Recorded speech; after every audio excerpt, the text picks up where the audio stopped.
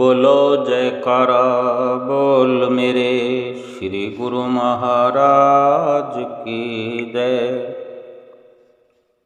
सभी गुरुमुख प्रेमियों से सप्रेम जय सच्चिदानंद। हमें श्री सतगुरु जी से, अपने गुरु महाराज जी से, श्री परमहंसों से कितनी दात प्राप्त हुई है, कितनी मेहर हम पर उन्होंने बरसाई है, कितनी कृपा की है, कर रहे हैं। एक वक्त था कि हम ऐसा सुनते थे कि ये हमारे घर के जो आसपास नज़दीक कुटिया आश्रम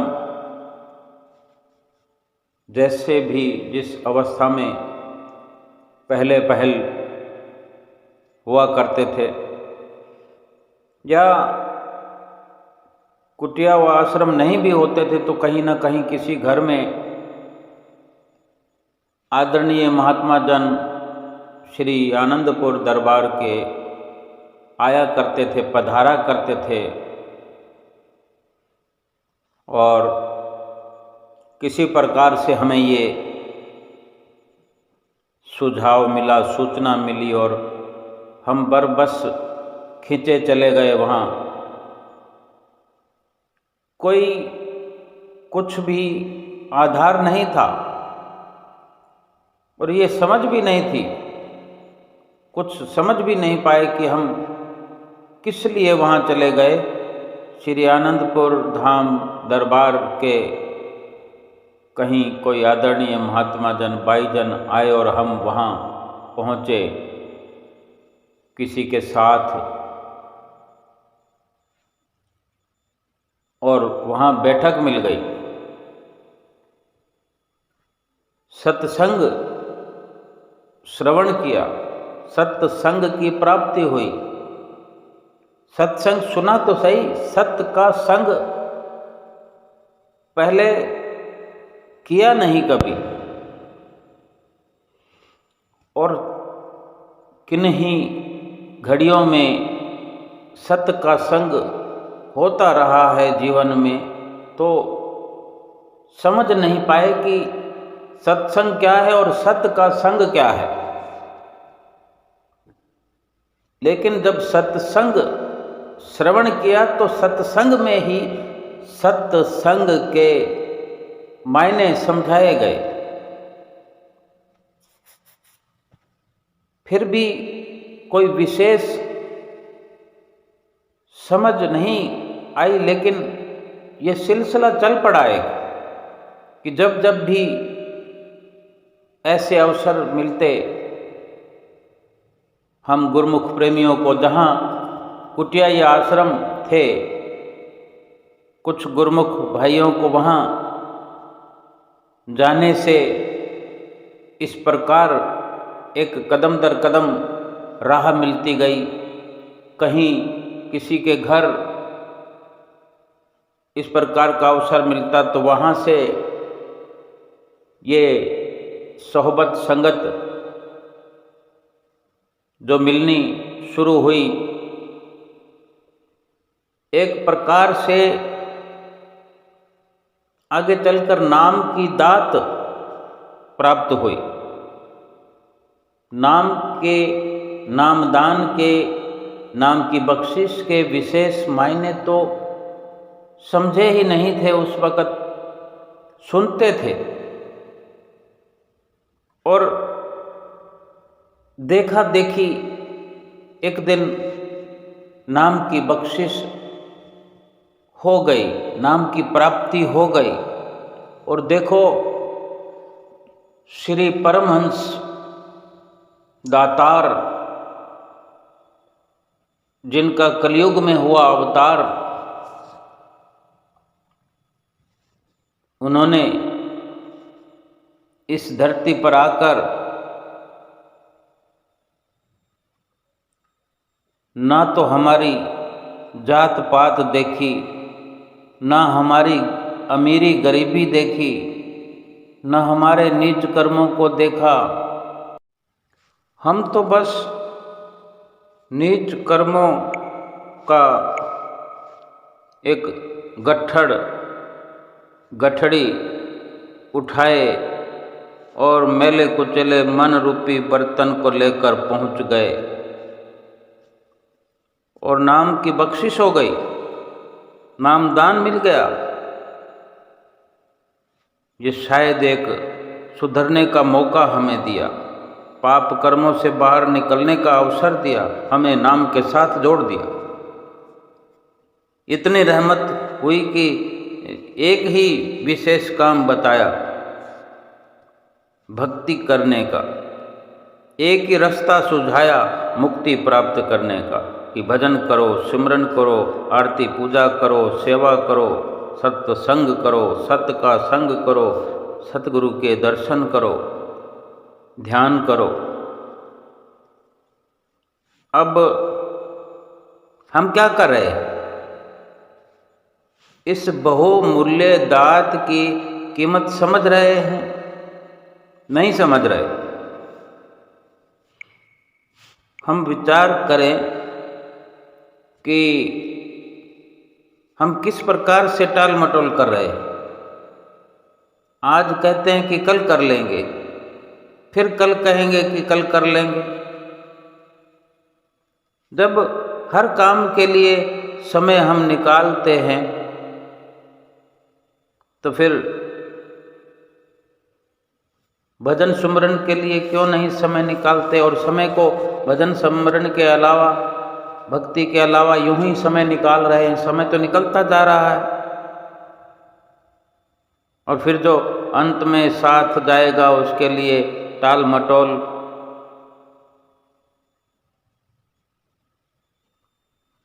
भाई, किसी को कुछ चाहिए हो न तो खुद किसी के दरवाजे पर जाकर मांगना पड़ता है। अगर चाहिए कुछ तो कहीं ना कहीं जाकर तो मांगना ही पड़ेगा ना। लेकिन उस कुल मालिक को देखो, खुद हर रोज सुबह, रोज के रोज, और रोज ही क्या, हर पल हर घड़ी हमारे सतगुरु कुल मालिक बख्शिशों की, दया महर की, आशीर्वादों की टोकर लिए हम सब के घरों में, बल्कि हमारे घट में, हमारे घर में क्या, हमारे घट में आकर विराजमान हो जाते हैं। और हम लेने को तैयार ही नहीं। हम तो गफलत की नींद में सोए रहते हैं। हम विचार करें कि क्या ये समय यूं ही मिलता रहेगा? हम जिस प्रकार से लापरवाही कर रहे हैं या करते रहेंगे तो क्या ये अवसर हमें मिलता रहेगा? क्या एक दिन ऐसा नहीं आ जाएगा कि ये सारे अवसर हम खो देंगे? ये सब कुछ जो हम अपनी मन मर्जी से और अपनी झूठी शान के तहत प्राप्ति संसार की कर रहे हैं, संसार के सामानों की कर रहे हैं, क्या एक दिन ये यहीं का यहीं धरा नहीं रह जाएगा? क्या हमारे हाथ से ये छूट नहीं जाएगा? तब क्या करेंगे? तब कोई अवसर हमारे लिए बचा होगा कि हम सुधार कर लें, अपनी जीवात्मा का उद्धार कर लें। कुछ नहीं बचा होगा उस वक्त, सब कुछ समाप्त हो चुका होगा। फिर केवल रोने और कुर्लाने के अलावा कुछ नहीं कर सकेंगे, क्योंकि जो हमें जिस प्रकार से सतगुरु की कृपा, आशीर्वाद नसीब हुआ, हमारे जीवन के अंदर ये स्वर्णिम अवसर प्राप्त हुआ और हमने बिल्कुल लेश मात्र भी, रत्ती मात्र भी हमने कदर नहीं की। ये कितना अफसोसजनक ये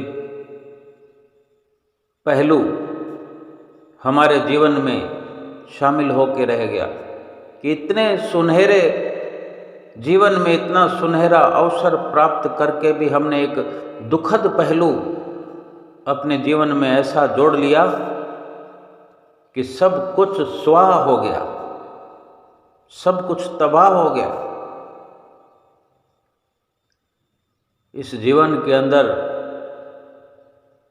जीवन व्यतीत करते हुए, पल घड़ियां व्यतीत करते हुए अगर भूकंप आ जाए, जलजला आ जाए,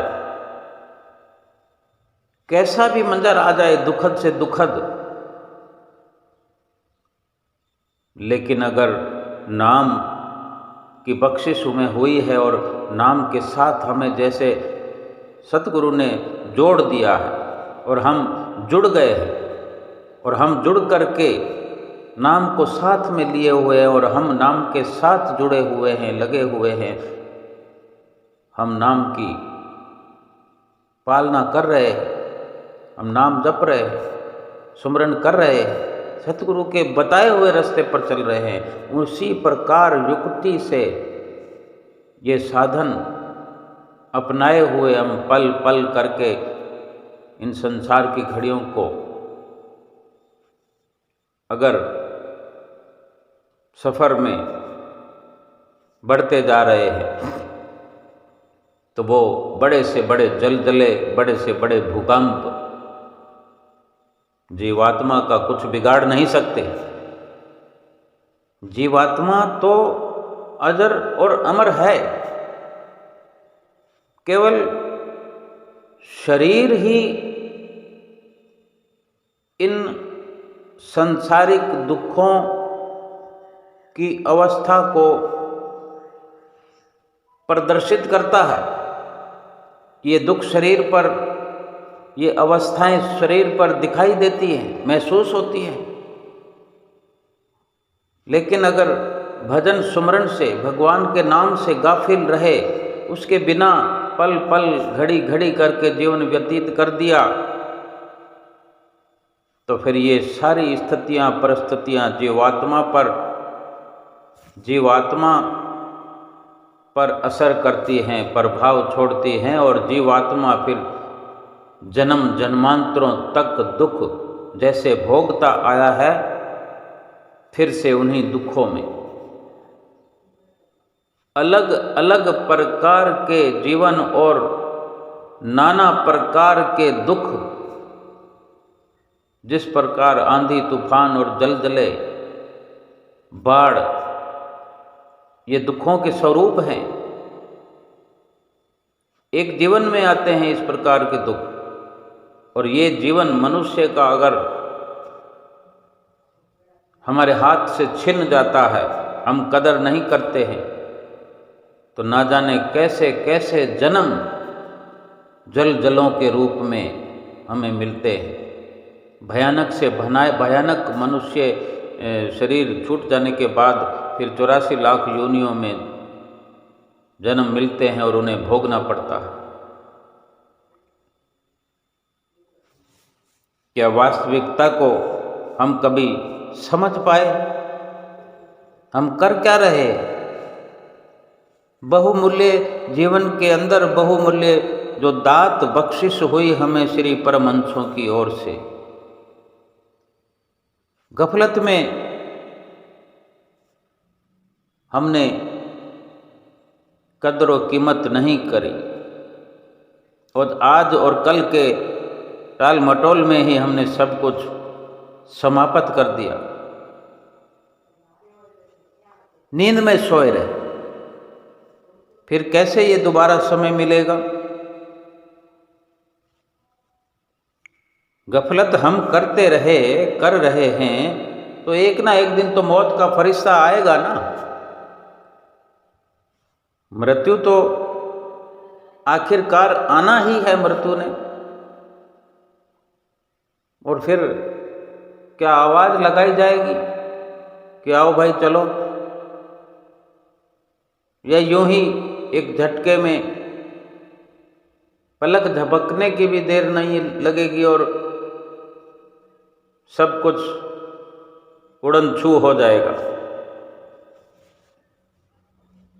ऐसा भी नहीं है कि हम ये जानते नहीं। संसार की बात छोड़े, हम अपने लिए विचार करें कि जब हमें ऐसी संगत सोहबत मिली और हमने सत्संग श्रवण करने की जो एक कवायद शुरू की, हमारे साथ ऐसा अवसर जाने अनजाने ही अगर शुरू हुआ, लेकिन सत्संग में ये एक बार नहीं, हमने अनेक बार सुना कि मृत्यु जो है अवश्यम भावी है। जीवन है तो मृत्यु भी है, रात है तो दिन भी है, सुख है तो दुख भी है। फिर सुनने का लाभ क्या उठाया?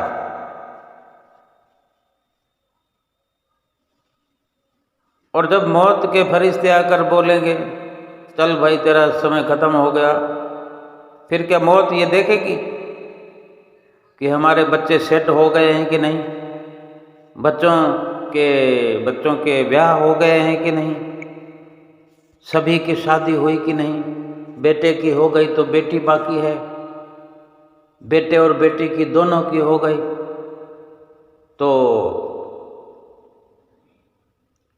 अब उनकी बच्चों की, पोते पोतियों की, नातियों की परवरिश की चिंता लगी रहेगी। क्या ये मौत पूछेगी हमसे कि तुमने सब काम कर लिया है? मृत्यु ये भी नहीं पूछेगी भक्ति कर ली है कि नहीं कर ली। जब आएगी तो तुरंत चलना होगा।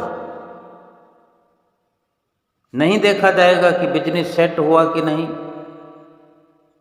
बाद में तुम्हारे घर में पत्नी को कौन संभालेगा, बिजनेस कौन संभालेगा। एक श्वास का वक्त दिया नहीं जाएगा। एक श्वास भी सोचने के लिए या कुछ करने के लिए नहीं दिया जाएगा कि एक श्वास भी तुम्हें एक दस्तखत करने के लिए दे दिया जाए ताकि तुम्हारा कुछ काम आगे ठीक हो सकता हो। हमारा काम था कौन सा? हमने काम समझा ही क्या? कौन से काम को समझते रहे जो मृत्यु को हम कहेंगे कि हमारा ये थोड़ा सा काम रह गया है? वो तो काम था ही नहीं। अगर हमने अपना काम कर लिया होता तो कोई गिला शिकवा बाकी रहता ही नहीं। हमारा काम तो वही था जो हम सत्संग की शुरुआत हमने कर दी थी, संतों महापुरुषों की नज़दीकी हमें प्राप्त हुई, भजन सुमरन की जो कवायद हमने शुरू तो की थी लेकिन कहीं पहुँचे नहीं, गफलत पर गफलत करते गए। सतगुरु ने जो हमें रास्ता बताया था मुक्ति का, भक्ति का, अपना काम तो वही था लेकिन हमने किया नहीं, अपने काम की ओर दौड़े नहीं, अपने काम की ओर धीरे धीरे भी नहीं चले, मगर दूसरे रास्ते पर जो अपना काम नहीं है, बेगार है, काल की बेगार को ढोते रहे। और आज ये वक्त आ गया कि एक श्वास की मोहलत भी हमें नहीं मिल रही है और जीवन भर करते रहे अहंकार, घमंड करते रहे।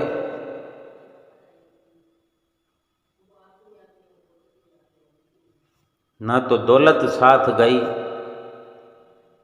ना वो संबंधी साथ गए, कुछ भी साथ नहीं जाने को तैयार। अगर पूछ भी लिया जाए, हम पूछ भी लें भी चलो अब हमारी तो मृत्यु आ गई, हमें लेने के लिए मौत आई है, कौन कौन मेरे साथ जाएगा?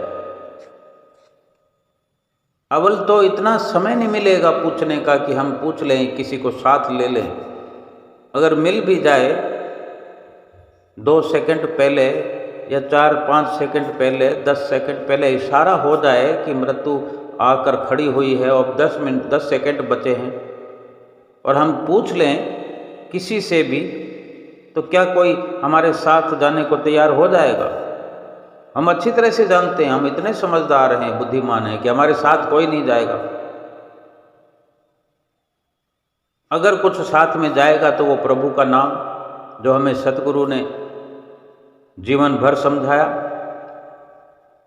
जतलाया, याद दिलाया। फिर हमने वो साथ जाने वाला जो सरमाया है, साथ जाने वाला जो नजराना है, उपहार है, वो छोड़ करके वही सब हम इकट्ठा करते रहे जो नश्वर है, बेकार है, और जो पाप कर्मों से कमाया हुआ है,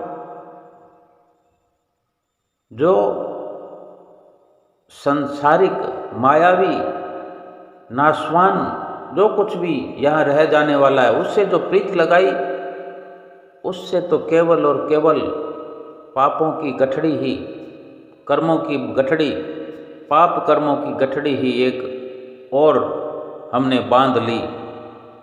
जबकि जहाँ आए थे तो पाप की गठड़ी से लदे हुए आए थे। सतगुरु ने बख्शिश करी थी जब पाप की गठड़ी हमारे सिर पर थी, मन मेला कुचेला था। सतगुरु ने जो बख्शिश की, नाम बख्श दिया हमें, नामी बना दिया हमें, एक सुंदर रास्ता दयाल देश का दिखा दिया, भक्ति और परमार्थ का महत्व समझा दिया। इतना सब कुछ होने पर हम अपने पाप की गठड़ी उतार नहीं पाए, मन मेले को धो नहीं पाए, क्योंकि नाम से हम दूर बने रहे। कभी जाने अनजाने नज़दीकी हम प्राप्त करते भी तो संसारिक विचार, संसारिक कामनाएं, संसार के ये झूठे मन लुभावन उपहार हमें सताने लगते और नाम से दूर हटाने लगते, और हम विचलित हो जाते और संसार की वो झूठी माया के शिकंजे में फंस करके हमने सांसारिक सामानों की कामनाओं को अपने भीतर इकट्ठा कर करके एक और पाप की गठड़ी बना ली और उसके बोझ तले दबते गए। और एक दिन वो समय आ गया इस संसार से जाने का, और एक सांस भी हमें मोहलत के लिए नहीं मिली। ना हमारा अहंकार काम आया, ना हमारा घमंड काम आया, ना संबंधी काम आए, ना रिश्तेदार काम आए, ना धन, ना रुपया, ना पैसा, ना जमीन, ना जायदाद। जब तक हम अपने मन को लगाम नहीं लगाएंगे, ये इसी प्रकार मोह में, माया में, काम में, क्रोध में, अहंकार में भागता रहेगा। और मन को लगाम लगाने के लिए क्या करना है? वही जो सतगुरु ने रास्ता बताया था। रास्ता भी बताया और रिश्ता भी बताया। रास्ता भक्ति और परमार्थ का, भजन सुमरन का, और रिश्ता सच्चे सतगुरु से, सच्चे नाम से, जो हमारी आत्मा का सच्चा संबंध है, सच्चा रिश्ता है। ये निभने वाला है, ये टूटने वाला नहीं है। और सच्चा रिश्ता जो जोड़ लेता है अपनी आत्मा का परमात्मा से, और सच्चा रास्ता जो अपना लेता है, चल पड़ता है, और हर पल आगे की ओर भक्ति और परमार्थ पर चलते हुए, बढ़ते हुए, अपने जीवन की अनमोल घड़ियों को व्यतीत करता हुआ परमात्मा की नज़दीकी प्राप्त करता जाता है, और एक दिन परमात्मा के साथ ही अपनी आत्मा को मिला लेता है। समझो, अपना काम बखूबी करते हुए इस जीवन की दौड़ में एक स्वर्णिम और उत्तम स्थान, सर्वोच्च मंजिल को, जो इस जीवन की लक्ष्यता है, इस जीवन का लक्ष्य है, उस मंजिल को प्राप्त कर लेता है और अपने सतगुरु की प्रसन्नता को भी प्राप्त करता है। कितनी प्रसन्नता होती होगी सतगुरु को जब हम उनके बताए हुए रास्ते पर चलते हैं,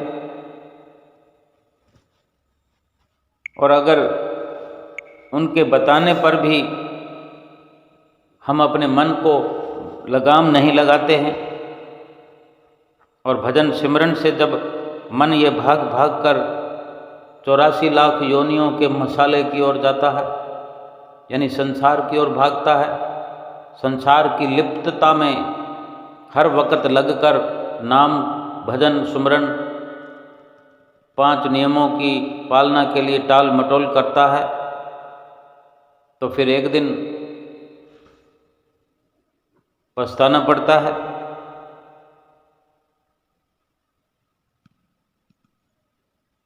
संतों महापुरुषों के समझाए हुए रास्ते पर अमल करना जरूरी है हमारे लिए।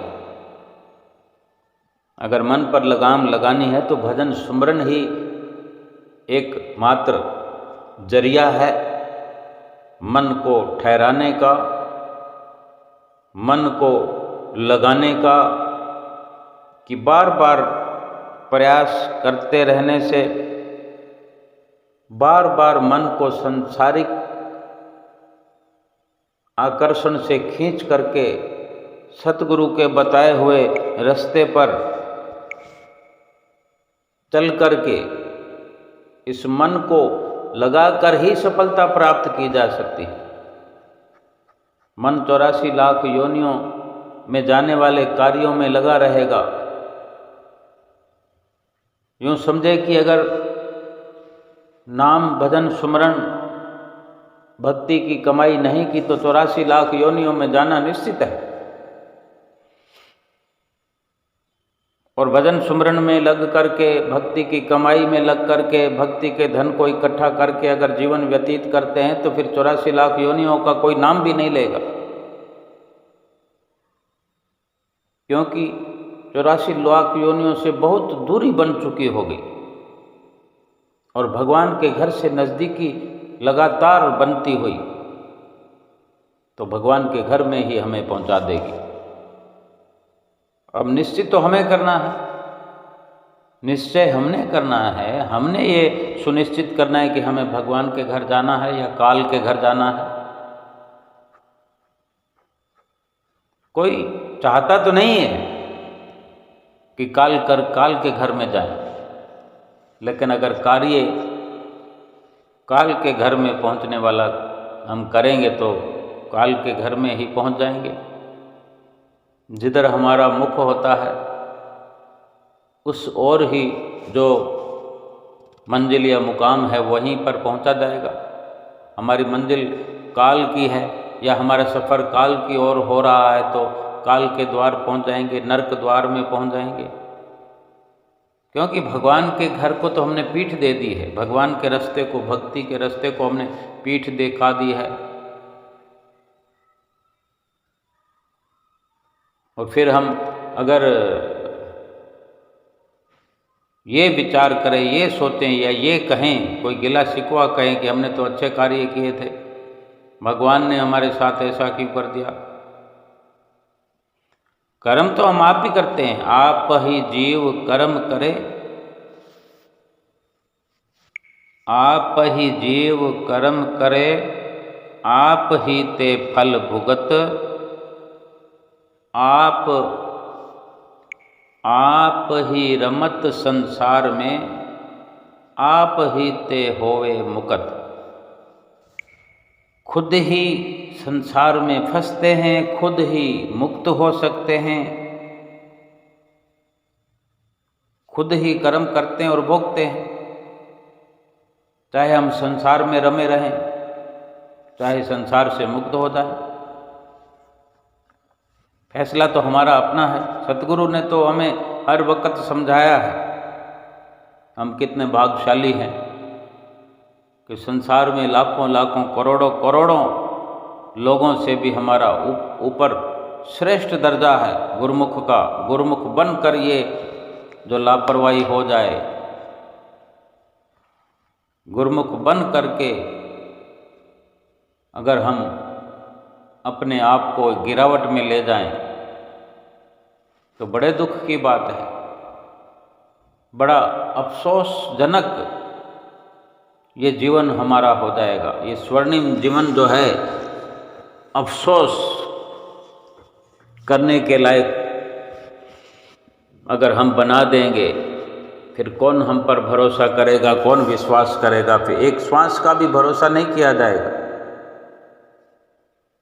और हम संसार में केवल फूले समाते हैं कि हम विश्वसनीय हैं, हम सही राह पर हैं, लेकिन अंत में जब ये फैसला होगा कि हमें काल के द्वार पर ले जाया जाएगा,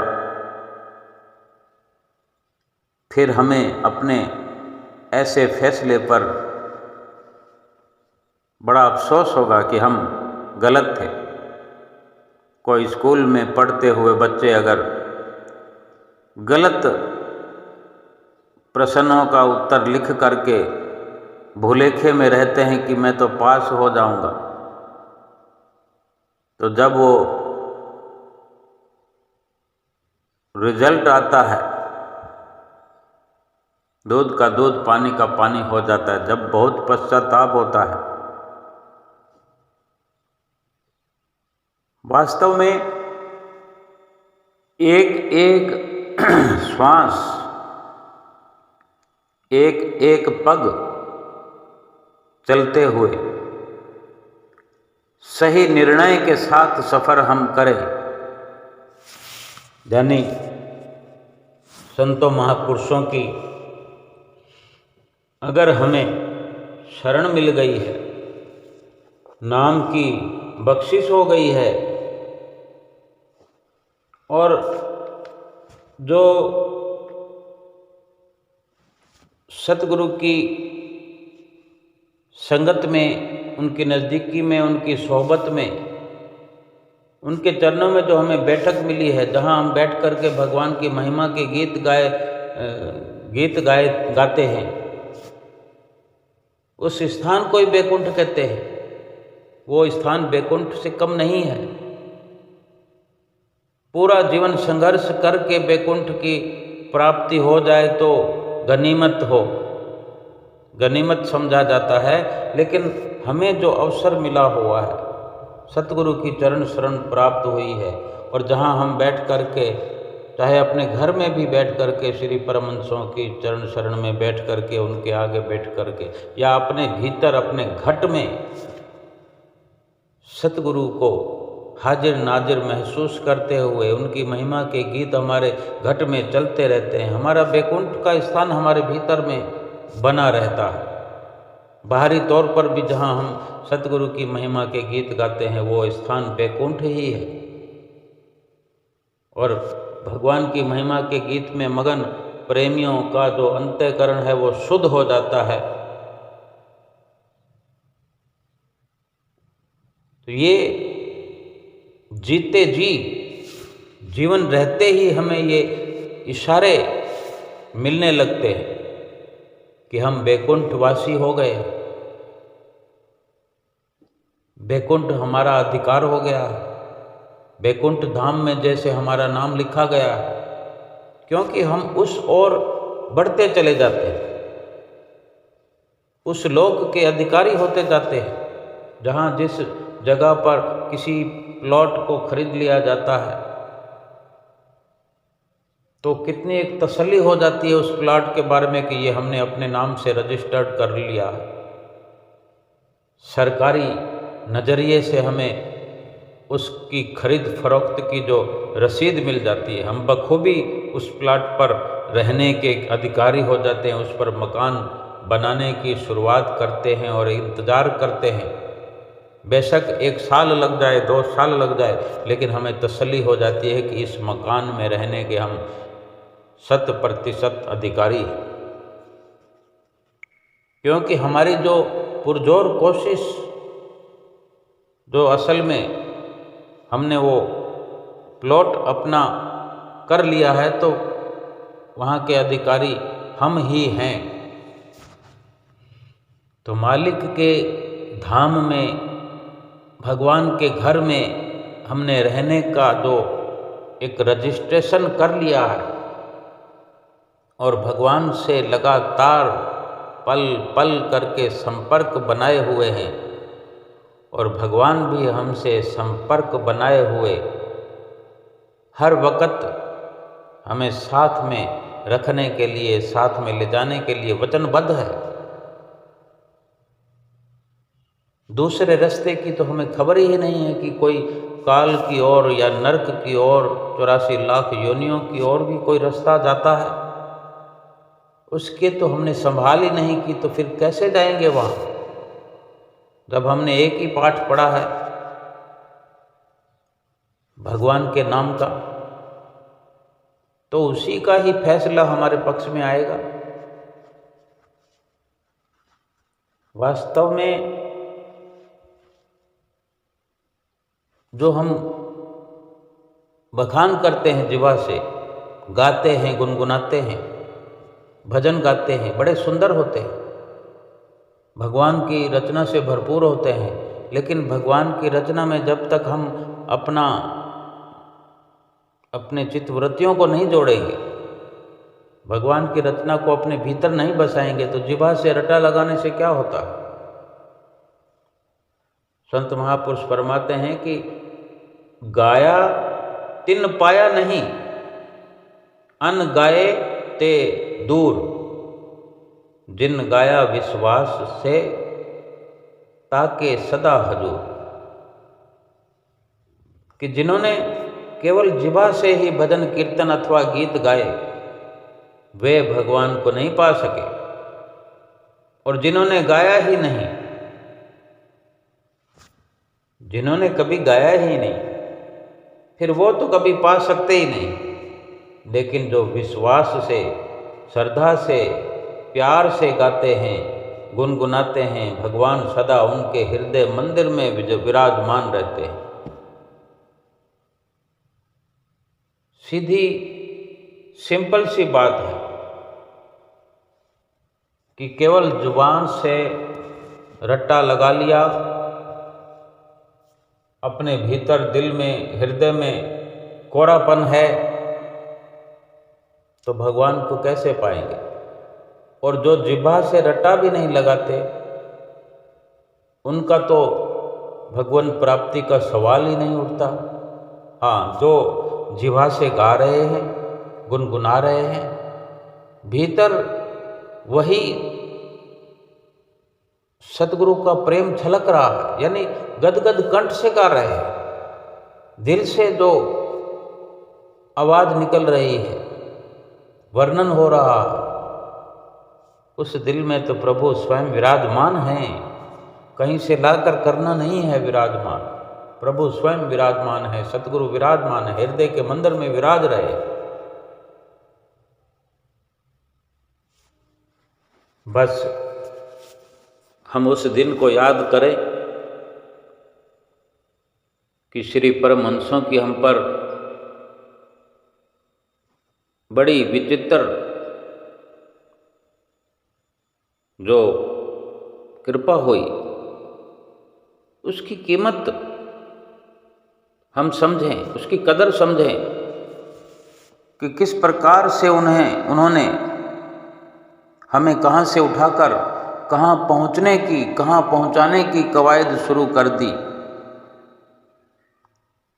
और अगर हम समझ पाए इस जीवन में, उन घड़ियों की कीमत को समझ पाए जो घड़ियाँ सतगुरु ने हमें बख्शिश की, जो हमें नाम बख्श दिया, नाम का दान दे दिया, जो नाम सतगुरु ने हमें दान किया है, वो शहंशाह बनाने के लिए इस धरती पर आकर के एक बड़े लक्ष्य की पूर्ति का हमें इशारा दिया है। केवल हम सतगुरु की रहनुमाई में चलते चले जाएं, हम अपने लक्ष्य पर पहुंच जाएंगे, हम अपनी मंजिल पर पहुंच जाएंगे। 84 लाख योनियों से बच करके, हमेशा हमेशा के दुखों से बच करके सदा सदा के सुखों से भरपूर हो जाएंगे, सुखों के भंडार में पहुंच जाएंगे। किसी भी प्रकार से मन को विचलित न करते हुए अपने स्वर्णिम लक्ष्य की ओर, अपने भक्ति के उच्चतम शिखर पर पहुंच करके हम अपनी जीवात्मा को खुशहाल बनाएं, अपने सतगुरु की प्रसन्नता को प्राप्त करें।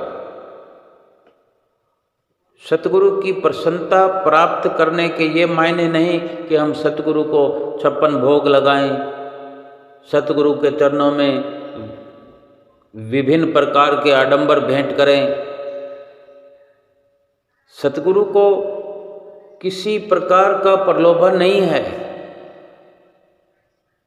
सतगुरु का जो लक्ष्य है, मकसद है इस संसार में अवतरित होने का, वो लक्ष्य है कि हमें अपने साथ ले जाना चाहते हैं, हमें अपने साथ ले जाने के लिए ही अवतरित हुए हैं। क्या हम जाना चाहते हैं? अगर हम जाना चाहते हैं तो सतगुरु को अपना हाथ पकड़ा दें, सतगुरु के साथ चल पड़ें। और सतगुरु के साथ चलना क्या है? सतगुरु के वचनों की पालना करना, उनके वचनों की पालना करते हुए श्री आरती, पूजा, सेवा, सत्संग, सुमरन और दर्शन, ध्यान, ये 5 नियमों की पालना करें। 2 घंटे भजन सुमरन नित्य प्रति करें। ये सतगुरु की प्रसन्नता का एकमात्र साधन है। इस प्रकार के ये साधन अपना करके अगर हम सतगुरु की प्रसन्नता के पात्र बनते हैं तो सतगुरु के धाम में पहुंचने के हम अधिकारी बनते हैं। सारी कृपा विशेष सतगुरु की इसीलिए हम पर होती है कि हम बड़ी सरलता से सतगुरु के धाम में पहुँचें। सतगुरु के जो धाम में पहुँचने के हम अधिकारी हो जाते हैं तो फिर 84 लाख योनियों से हमेशा हमेशा के लिए छुटकारा हो जाएगा। बोलो जयकारा बोल मेरे श्री गुरु महाराज की जय।